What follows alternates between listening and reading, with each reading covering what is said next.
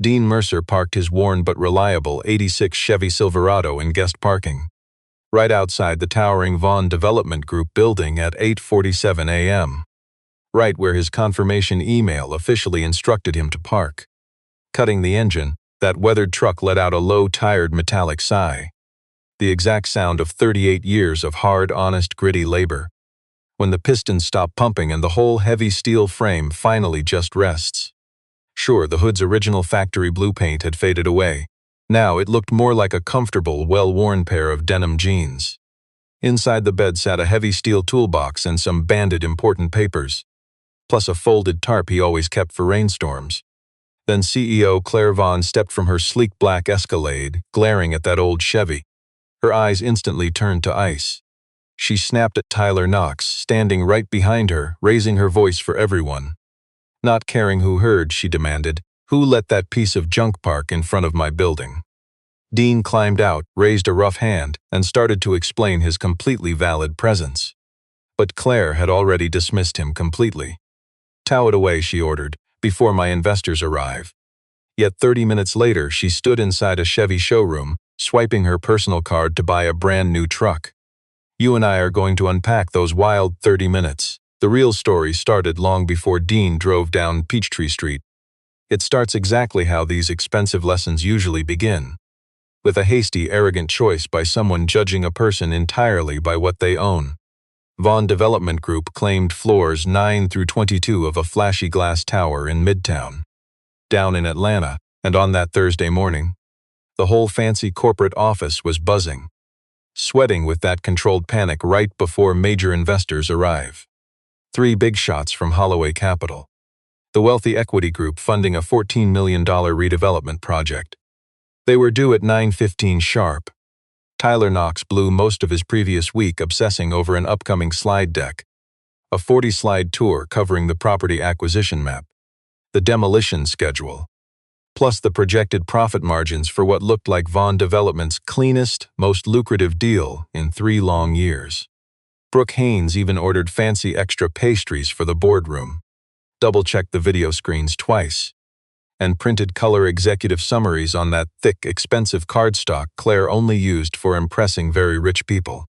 Everything looked completely perfect. That was the official fantasy, at least for the next hour. Now Dean Mercer was a mechanic. He owned Mercer Auto and Repair over on Memorial Drive down in Decatur, a modest 2-bay garage he started 7 years back using a tiny business loan and a second-hand hydraulic lift he rebuilt with his own bare hands before ever testing a car. He provided honest paychecks for 3 loyal, hard-working locals, and he drove a reliable truck older than his customers' marriages. He also raised a 10-year-old son, Nolan, who was just starting to learn how car engines and carburetors actually worked. Dean wasn't wearing a suit or dripping in wealth, which meant corporate guys ignored him. Let's be honest, you and I wouldn't expect him at a fancy corporate tower at 8:47 on a Thursday. But he belonged right there, regardless of what he drove. He had an ironclad appointment booked on their legal calendar, plus a thick folder of papers that, if someone had just bothered to check earlier, would have spared a whole lot of folks a massive headache and real heartache. This whole meeting was set 6 days back, right after Dean got Warren Hale's call, an 81-year-old retiree, a former principal whose own grandfather actually constructed the anchor building on that block, the exact building Vaughn Development planned to wreck for Phase 2 of their corporate buyout. Warren uncovered some old files while cleaning out his late mother's humble home, the original 1961 property deed for a vital row of community housing right there, alongside an active city conservation notice from 4 years back that nobody ever officially canceled. He saw it on a simple neighborhood flyer.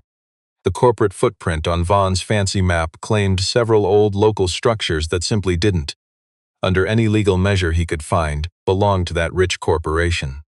Warren didn't have any rich friends at Vaughn Development, but he knew Dean.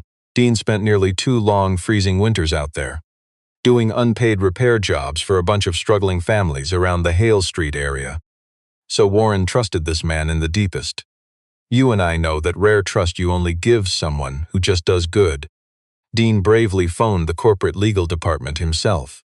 He explained it all, as honestly as a working guy who didn't know property law could, telling them he held papers that might impact their big project. The desk clerk took his details, and 2 days later they called back, handing him a Thursday appointment at 9 o'clock. He carefully printed out the email confirmation, neatly sorted those vital papers into tabs, and drove clear across town to hand-deliver them, because Warren begged him to ensure a real human laid eyes on them, not some cold fax machine.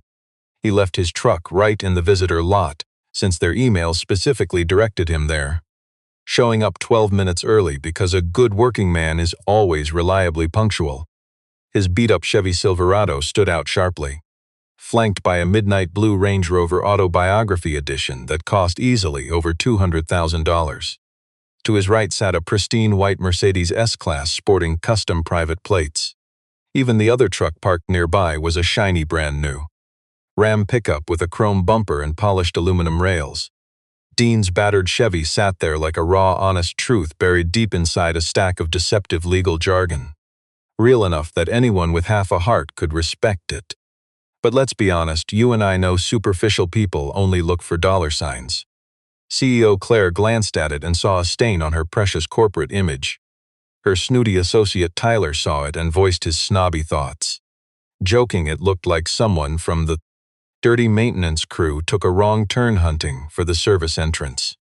He laughed it off nicely, the way arrogant elites disguise nasty insults as light-hearted casual jokes. Claire never even checked the visitor access log. She didn't pause to ask if that humble truck in the guest lot belonged to a scheduled visitor. She ordered security to tow the supposed junk away before her fancy 915 group showed up. When Honorable Dean stepped forward and introduced himself, Tyler rudely cut him off, showing you and me that some people only respect a shiny surface. See, Dean actually had a scheduled appointment. But the guard, Tyler, claimed the corporate system showed absolutely nothing. Dean quietly reached for the printed confirmation tucked inside his folder. But the CEO, Claire, already brushed past him through the glass doors. Without even looking back, she ordered security to remove his worthless-looking truck. Dean just stood there on the sidewalk, bracing for the inevitable.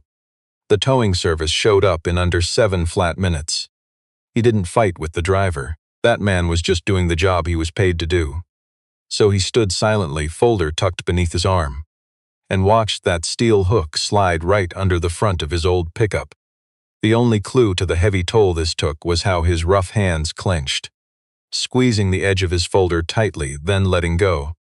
Let's look closer. Inside that rusty truck, a tiny laminated photo swayed as it lifted. It showed a dark-haired woman, laughing wildly outside a hardware store, on some warm afternoon, holding up a paint roller like a grand prize trophy. The wrecker finally made a sharp left at the property line. Dean watched carefully until it vanished completely from sight. Then he pivoted back toward the corporate entrance, gripping his paperwork with the calm face of a man who realized years ago that the only thing he actually controls is his own next step. Dean stepped up to the front desk and politely explained he truly had a scheduled meeting with the company's legal department. The clerk checked her computer system and found nothing. She dismissively told him to call the main number back. He mentioned driving all the way from Decatur with highly time-sensitive legal papers. She said there was absolutely nothing she could do without a booking, offering an empty apology for the trouble in that exact, robotic, and highly rehearsed manner of someone delivering a cold script they have repeated several hundred times. A worker named Brooke stood nearby holding a tablet. Dean knew she heard every word, and you could see her making a quick, selfish calculation, one that valued her corporate job over helping a stranger, knowing security guard Tyler held grudges. She stayed silent. Dean didn't even blame her. Right before he had stepped indoors, he politely asked security if he could grab a few priceless personal things from his truck before it left the lot. The cold officer told him the vehicle was already gone, and this single father would have to call the towing company himself. Dean's mind instantly went to a little green notebook inside the glove box. Page originally started it as a simple maintenance log. Every single oil change, every new part, every repair they chose to do across 4 solid years of owning it. You and I know how objects absorb our daily lives. Over time, that beat-up book turned into something completely priceless. She had carefully penned the exact day they bought it right on the very first page. She even took time in the margins of a July air filter update to note that Nolan had been sitting in the pickup bed, trying so hard to whistle, failing miserably at it, but stubbornly trying for 2 straight hours without complaining once. In her neat handwriting, his late wife logged every address they visited for her medical appointments. Not the medical details, just the routes. You and I know choosing those exact roads was a memory worth keeping safe. That is exactly why Dean refused to sell her pickup after Paige passed. He considered cashing it in once, roughly 8 months following the funeral. When seeing that weathered vehicle parked in his driveway became too painful to face every single morning. He phoned a few buyers asking about its strict financial value. The answer, practically nothing. The market for that battered model was thin, totally lacking the shiny collector price tag that those pristine Silverados sometimes commanded. He simply hung up the phone, walked inside, and never made another call. To superficial buyers, that vehicle was just worthless scrap metal. But true wealth isn't measured in cash. It held his life story, and those two things had absolutely nothing in common. Tyler arrogantly shouted his insult from the mezzanine, laughing loudly while chatting with some corporate buddy Dean couldn't see. Let's pause here. Tyler sneered that real value wouldn't be hidden inside a worthless rusted old pickup. Dean heard the cruel remark. He grabbed his project folder instead, calmly squared the humble paperwork, and walked toward the elevators because he had an important job to finish. Because the only way to silence superficial judgment is by being dead right about the facts that actually matter. He nearly reached the elevator doors when a female executive stepped out of the stairwell, holding her smartphone and carrying a massive stack of property files under her arm.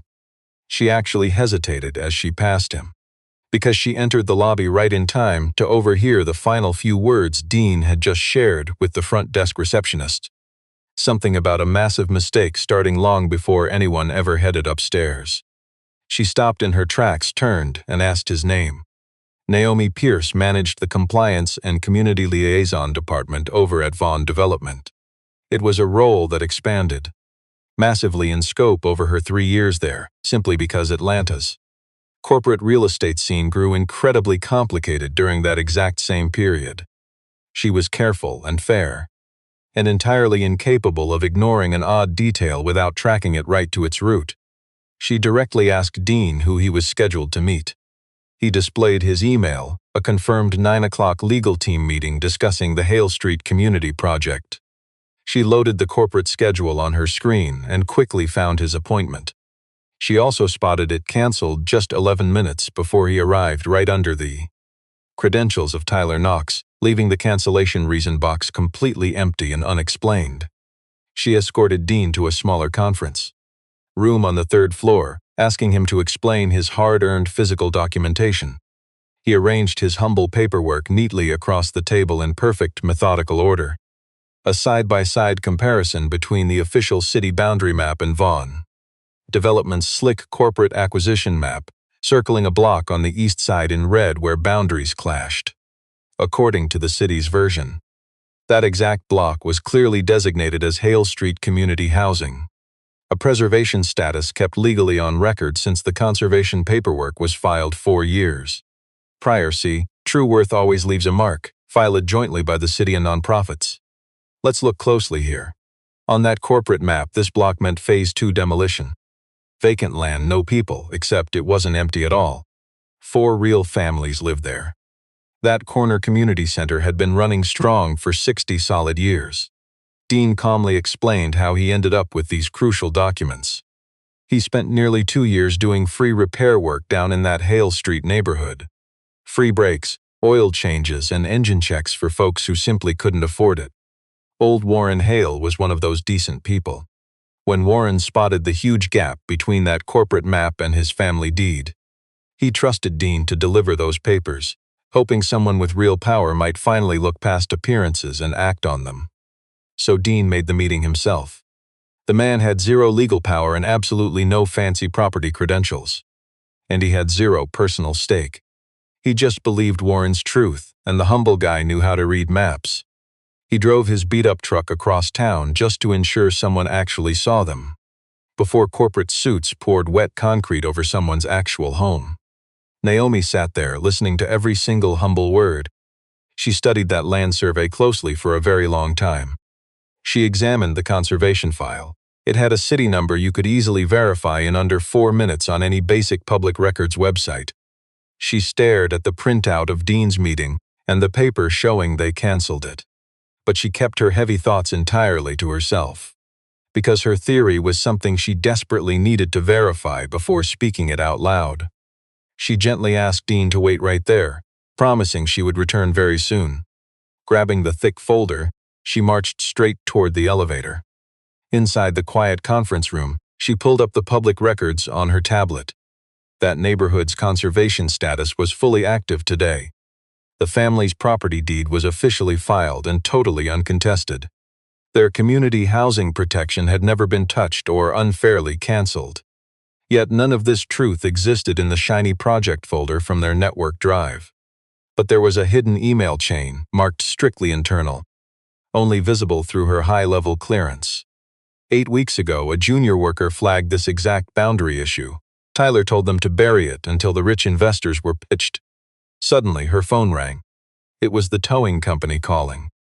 They hooked his old Silverado up wrong. They dragged that poor truck against the pavement for an entire block before fixing the awful mistake. Its left rear axle was severely damaged now. The metal bed frame cracked hard right along a very old worn weld line. It could technically drive, but was completely ruined for any real heavy lifting. She walked back into that room and broke the harsh news. He stayed silent for a long moment, then simply said he fixes broken metal. He murmured that things usually shatter when powerful folks refuse to listen early enough. You and I know that human damage is harder to fix than axles, because the bent metal at least shows you exactly where the real problem lies. Naomi grabbed that evidence folder and marched straight upstairs. Tyler had just smugly used the phrase clean title. You and I know status isn't everything. Still, the 22nd floor boardroom was completely undisturbed until Naomi burst in, demanding a pause. 11 powerful people sat around that expensive table. Claire at the head, Tyler presenting, and 3 wealthy principals from Holloway Capital watching.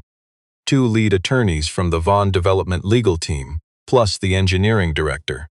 A couple of analysts, and Brooke quietly typing away at the side table. These rich investors were polite and attentive, with tight schedules that simply did not tolerate delays. So Naomi's interruption hit the room exactly how you would expect in such a carefully guarded high-status bubble, creating a very specific, deep, uncomfortable silence. With that measured CEO patience, Claire firmly stated the timing was terrible.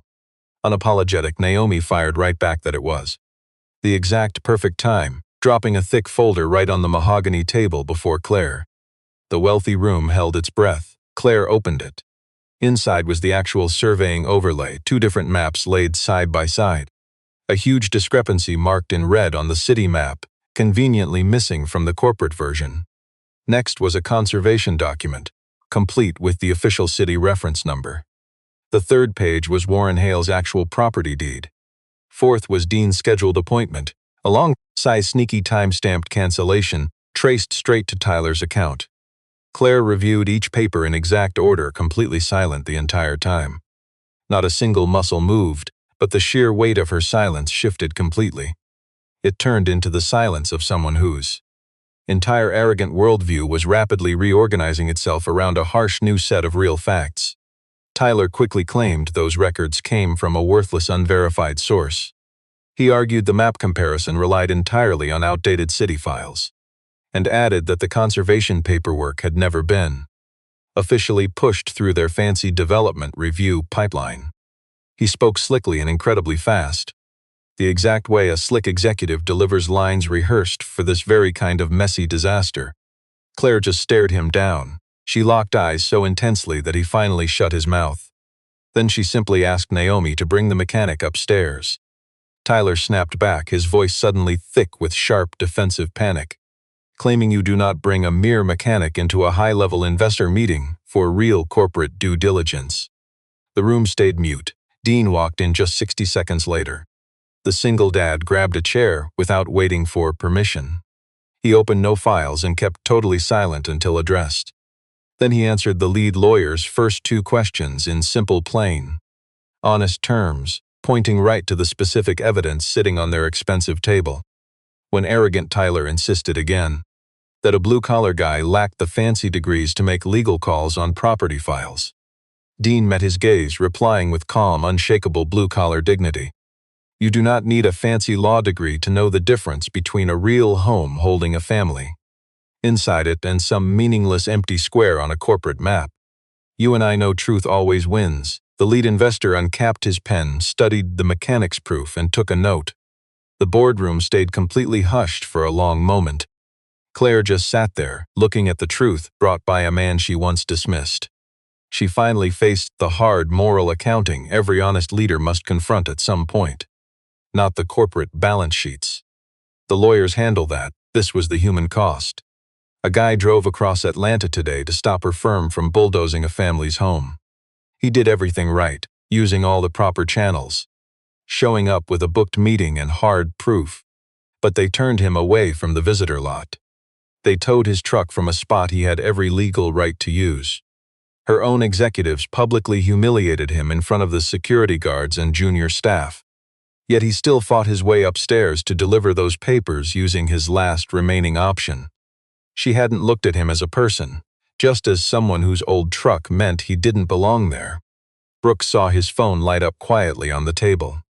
She glanced at it, looked toward Claire, and whispered that the impound yard was calling about the truck. They had finished the damage estimate. Fixing that bent axle and broken frame would cost thousands. Claire stood up, paused the entire project pending a full title review, and asked Dean to follow her out. The impound yard sat on a dusty service road behind some old West Atlanta storage warehouses. And there sat the battered Silverado, shoved in the far corner of the chain link yard, leaning at a sickening angle. One back wheel shoved up hard onto a concrete curb. You and I know the look. It was treated like garbage by people who judged its worth by its paint job, careless and cruel. Up close, the reckless damage was painfully obvious. The left rear axle bent completely out of shape, the heavy bumper twisted violently inward on the right. His heavy steel toolbox was thrown wide open in the bed. Wrenches, sockets, and a blue-handled driver were scattered everywhere, clearly tossed around by a massive careless jolt from the tow truck. He pulled the passenger door open, and it squeaked with a very familiar creak Dean had heard 10,000 times. That specific metallic resistance he had personally tuned twice before. Once 3 springs ago, and again last winter when the freezing weather stripped all the grease off those old hinges. He reached inside the cab and grabbed 3 priceless things. The faded laminated photograph tucked up above the rear mirror, his old green glove box notebook, and a socket wrench his dad had given him the day he signed his shop lease. His father just pressed the tool into his hands without any fuss, simply saying, "Every single job is exactly the same job. You just have to use the right tools." Claire stood a few paces back in complete heavy silence. She watched how carefully Dean held every single cheap object. Not over the top, just the quiet, habitual care of a man putting true treasures back exactly where they belonged. She finally stepped closer when he rested that battered notebook on the tailgate. She didn't dare ask for permission to read his pages. Let's think about what we value. She looked down only because the worn page laid open, showing 2 totally different sets of handwriting. One was heavy and deliberate on the lines, the other tiny and looping along the messy margins. That childlike scribbling had scrawled along the edge of a page documenting a routine brake line fix. A note that 4-year-old Nolan had proudly helped out carrying a greasy brake line all the way from the garage, holding it high over his little head like a trophy. A cheap trophy convinced him he had done something truly important. It was just a tiny 3-line note. Claire read it twice. She set the notebook down and stayed quiet, because you and I know that in the heavy presence of grief, when speaking more words doesn't bring any actual value. She told Brooke, who drove her own car, to find the closest Chevrolet dealer. 31 minutes passed. They pulled into a dealership on Marietta Boulevard. Claire approached a new 2024 Silverado 2500, a deep navy heavy-duty, totally ignoring the showroom salespeople. She asked the manager 2 quick questions about payload and towing, then boldly said she would buy it. That tough truck was built for exactly the rough kind of heavy daily labor that Dean's busy shop actually required. Hauling heavy equipment and transporting heavy steel tools. Relentless towing, without the deep wear that cheaper trucks suffered during a brutal working season. The manager finally brought over the heavy stack of paperwork. Claire paid using her own personal card, completely skipping the corporate account. That boundary mattered to her. She made certain they wrote it down. Holding the heavy key in her hand, she turned and offered it to Dean. She admitted the shiny new ride didn't replace the rusty truck she had towed. She was starting to finally realize that a truck's market value didn't equal its worth. She just wanted to own her massive mistake in the most real, concrete way she possibly could right then. Dean stared at the new key for a long time without grabbing it. "Let's pause here." He asked if she knew where her real mistake actually started. It wasn't the blind tow order, not when the cold hook grabbed the axle. He urged her to look back even further. She stayed completely silent. The showroom sat dead quiet around them both. Some salesman sat at a faraway desk pretending to read random paperwork. The bright fluorescent lights hummed steadily above the very specific silence of a sterile room where people come to make massive financial decisions. Claire stared at the shiny key in her shaking hand and finally admitted it. She saw a rusty truck and harshly judged it, completely failing to look past the metal to see the deep worth of the man standing there. Dean finally took the key. He gripped it, warning her the old Chevy needed real restoration, not just a flashy, expensive replacement. She owed him that deep respect for entirely different reasons than the new truck. She quickly agreed. She promised to pay every single penny of the old truck's restoration. Not to magically erase her harsh, judgmental mistake, but because that deeply touching notebook deserved a fully running vehicle, wrapped around it for as many years as the engine lasted. Claire walked back into her office building that afternoon with a newfound, priceless clarity. The high-stakes investor meeting was technically still dragging on. The Holloway bosses agreed to wait, knowing a deal stuck in legal limbo wasn't totally worthless yet. And maybe because the absolute oldest man among those 3 wealthy investors had sat in enough corporate boardrooms over 40 years to recognize the true difference you and I see when someone fixes their mistakes instead of hiding them. Dean walked inside with her. Warren Hale was waiting in the lobby, sitting in a low modern chair near the glass entrance doors, his worn hat in his lap. "You and I know true worth takes patience." He had waited for justice much longer than one afternoon. Naomi had arranged the hard evidence into a perfectly clear sequence. She presented it up in the grand 15th floor conference room. Every single project member sat there alongside the wealthy investment principals, Warren, and the neighborhood association representative, right next to the company's high-priced lead lawyers. She walked through everything in chronological order. The junior analyst's boundary dispute warning, pushed aside 8 weeks prior. The vital conservation filing buried on Tyler's orders, sitting clear in public records, but completely hidden from the project file. That vital property deed Warren had actually uncovered, which these elites never bothered checking against their fancy acquisition map. Let's look closer at the logged meeting for Dean, quietly canceled using Tyler's own access account. 11 minutes before the honest mechanic pulled into their fancy parking lot. She set hard copies of the damning emails right in front of the lead investor. She didn't add any spin about what those ugly emails proved. She didn't have to. Tyler desperately tried twice to rewrite the presentation. He claimed the conservation papers hadn't officially entered their elite intake process, which was technically true but completely dodged the real human point. He scoffed that Dean was too lowly to understand complex property records, and when the silent room refused to buy that snobbish excuse, he argued their corporate system wasn't built to handle paperwork from some uninvited blue-collar contractor walking inside. Dean calmly let the entitled room quiet down before he finally answered. He quietly said that if a big business only opened its doors to information brought by folks wearing expensive suits and holding the right elite credentials, it would spend forever missing good people who showed up carrying the honest truth in a toolbox. The room fell dead silent after that. A Holloway boss stared at Tyler for a long minute, then looked right at Claire. And that heavy look demanded real accountability, without needing a single word. Claire didn't dodge the blame. She told everyone there, the wealthy investors, the legal team, her staff, Warren Hale, and the neighborhood representative, confessing that towing his old truck was entirely her arrogant order. Done without checking the front desk, driven by a shallow prejudice she hadn't even questioned. She admitted that a toxic culture where a junior analyst's documented concern could be completely ignored for 8 whole weeks without escalation was a massive management failure, happening directly under her leadership and on her watch. She stated both things plainly, refusing the corporate jargon that you and I know makes apologies easy but leaves the victim empty. Tyler arrogantly tried to argue back. She ordered him to stop.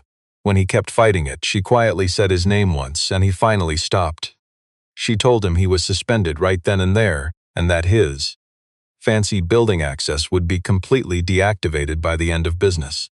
A massive corporate audit of the Hale Street files and his 2 previous projects where he acted as lead developer would absolutely kick off the very next morning. That entire real estate project was restructured over the next 90 minutes.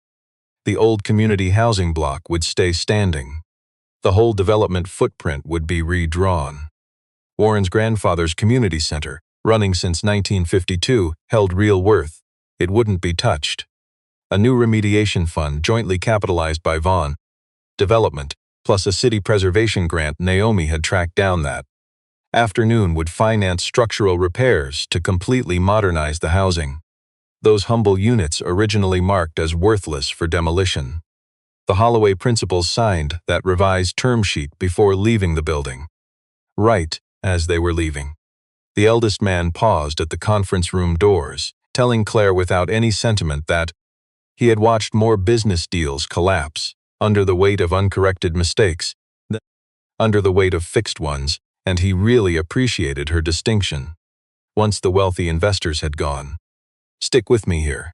Claire stood before her remaining staff, finally saying what she needed to say in full. She confessed she had bought a new truck that morning. She let that heavy statement sit in the silent room before she finally continued.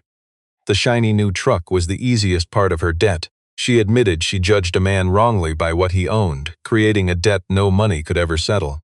The extremely high price of an blind arrogance that had gone unexamined for so long, she completely stopped knowing it existed. She intended to pay off that moral debt in the only true currency it could be paid in, which was genuine changed behavior, proven over time in humble situations she hadn't yet faced. The whole room stayed absolutely quiet when she finished. Not the forced quiet of employees waiting to respond, but the genuine silence of people absorbing a truth that simply had no obvious follow-up. Several quiet weeks passed by. That fancy new Silverado became part of the daily rhythm down at Mercer Auto and Repair. Parked against the chain-link fence in the mornings, before the auto shop opened. Backed up to messy job sites in the evenings. Sitting quietly in the lumberyard lot on Saturdays, while Dean sourced materials for the Hale Street remediation project that Warren had personally asked him to help oversee. His 2 full-time mechanics noticed the shiny truck immediately.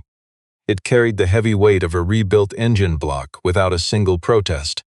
It held the highway speed without drafty wind noise, and featured a fancy backup camera that one of his mechanics, Marcus, admitted felt like cheating after 20 long years of craning his neck to look. The expensive truck did exactly what a good tool does. It made the daily grind cleaner and quieter, and never drew flashy attention to itself. The 1986 sat inside on the lift, patiently disassembled but deeply valued. You see, Dean took it apart in the careful, systematic way he approached every loving restoration. He didn't strip it down all at once, but worked carefully, section by section, carefully cataloging what could be saved and what truly needed replacement. He kept the worn components organized on rolling carts, perfectly sequenced for when they would eventually go back together. A master restoration specialist he knew from a local shop in Decatur came by twice a week to consult on the rusty bodywork. Together they sourced a matched original spec axle assembly from a quiet salvage yard down in Murfreesboro, Tennessee. That battered frame weld had been strongly reinforced by a Let me show you a vintage truck shop down in East Atlanta. The beaten interior was stripped down to the bare firewall. The original bench seat, sitting at a local upholstery shop, getting restitched into its classic factory vinyl pattern. Plain dark gray with a simple thin white welt seam. The exact same pattern Dean and Paige sat on when they proudly drove that beat-up truck off the Decatur estate sale lot, a crisp Saturday morning in October 8 years back, rolling out with little Nolan fast asleep in back, and a cheap hardware flyer covered in Paige's handwriting tossed on the dash. That internal audit of Tyler's project files. It exposed a toxic pattern running way deeper than just the Hale Street boundary. 2 older developments had missing records, proving he hid facts that hurt his bottom line. Tyler quietly left the firm once their review period finally wrapped up. His fancy lawyer spun it as a mutual parting, dodging a formal firing. We both know that's just cheap semantics. Everyone inside Vaughn Development saw right through the money and knew the dirty truth. One afternoon, Brooke visited the dusty garage carrying official paperwork from her legal team. After she finally wrapped up the formal corporate reasons for her visit, she paused at the garage bay edge, looking past the grease, and confessed. She told Dean she deeply regretted staying totally silent in that polished lobby while he stood at the front desk holding hard evidence, armed with absolutely nothing but his raw, unshakable integrity. She said it plainly, didn't beg for forgiveness or pity. Dean thanked her, genuinely meaning it, before she drove back to her shiny office. Come Saturday, Warren brought coffee, spending an hour perched on a cheap milk crate near the hydraulic lift, just watching Dean do real work. He said the neighborhood word had spread fast across the Hale Street community about what really went down, and folks were overwhelmed with deep gratitude, feeling things they couldn't quite put a price tag on. Dean just smiled, saying words didn't really matter anyway. He explained he didn't haul those papers downtown for flashy recognition, hero worship, or petty drama. He wasn't chasing a gold star, and the only real payoff he ever gave a damn about was the quiet truth that actually happened. Those family homes were still standing. Warren sat quietly for a beat, then told Dean he probably didn't realize his own worth. That a man with true character is remarkably rare. Dean just shrugged, saying he understood perfectly. Doing the right thing simply didn't require a fancy ceremony. One quiet evening at the kitchen table, while scribbling away on a simple little school project, Nolan asked his dad if that expensive new truck beat the rusty original. Dean slowly set his coffee cup down. He weighed the question carefully. He always treated Nolan's curiosities with absolute, genuine respect. Because a kid asking an honest question deserves a perfectly honest answer, not some shallow brush-off. He admitted the shiny new truck was a solid tool that would certainly do its job for years. It was built tough, highly reliable, and packed plenty of raw capability to handle the heavy lifting as their humble shop's local reputation steadily grew. But here's the thing. He told Nolan that old beat-up truck possessed a soul the new one could never buy, no matter the massive price tag or luxury features. A brand new truck can easily drive you wherever you need to go tomorrow. But the battered old one reminds you exactly why you started this whole journey in the first place, and exactly who sat beside you through it all. Nolan quietly jotted that down in his notebook margin, a lesson far richer than homework. He kept it to himself and didn't ask another question. Dean knew that quiet look, the sign of a kid burying things deep down, saving them for when life inevitably gets messy and hard. Picture this with me, late October sunlight spilling into the shop, casting long amber shadows, draping over the cold concrete floor in a warm glow. Broad shapes shifting slowly as the long afternoon finally faded away. Outside, that shiny new Chevy pickup sat parked by the fence, its dark blue paint catching the fading sunlight perfectly in a flawless glare. But inside, that beat-up 1986 truck rested on the lift, surrounded by scattered parts, waiting quietly, like it somehow knew its true worth would finally be put back together. Dean stood busy at the workbench, his back to the entrance, scrubbing down a rusty bracket until a car rolled into the lot outside. He didn't know that engine sound, nor the footsteps walking onto the shop floor. He turned. The CEO Claire Vaughn stepped inside holding a heavy cardboard box. The fancy corporate suit she wore back in the city was completely gone today. Just plain denim jeans and a simple faded flannel shirt, sleeves pushed up tight, She dropped the heavy box on the bench and opened it without a single word. Original factory restoration parts for that 1986 Chevy, sourced directly from the vintage truck supplier catalog. The rare kind of components that take weeks to locate and cost a small fortune compared to cheap knockoffs, just because they fit perfectly in every way that truly mattered. She didn't write a check or use corporate money to cover her tracks. She carried them herself, taking real time to learn what that poor man's truck actually needed, putting in the hard work to track those exact pieces down. She freely admitted she had absolutely zero clue how to fix cars. She had never bothered to learn, thinking hands on dirt was beneath her world. But now she was finally grasping the massive mistake she had made here. You and I both know the danger of dismissing folks based on their cover. She assumed real value and success only wore suits and drove expensive cars. She promised to help and stay out of his way if he would just give her a real chance to try. Dean put down his greasy rag. He studied her face, looking right past her wealth to the real person underneath, and told her that honesty was a far better starting point than most folks reach. He grabbed a fresh shop towel from the rack and handed it right to her, nodding toward a dirty metal bracket on the tool cart that desperately needed wiping down before going on to the chassis. She grabbed the towel and got straight to work. Outside, that expensive new pickup sat facing forward, pointing toward the long open road of everything still waiting ahead. But inside, under the glowing shop lamps, the old rusted truck rested quietly in that warm light. Not worthless trash, but slowly healing. Every missing piece being put back with real, meaningful care. Not because it would sell for millions or for pure logic, but because someone had finally stopped long enough to realize that the true worth of a thing isn't found on paper. It's measured by the heavy loads it carried. And if you and I stay humble enough to see that difference, well, we both know a person's worth beats any pickup, old or new, that ever pulled into a corporate parking lot just looking to belong.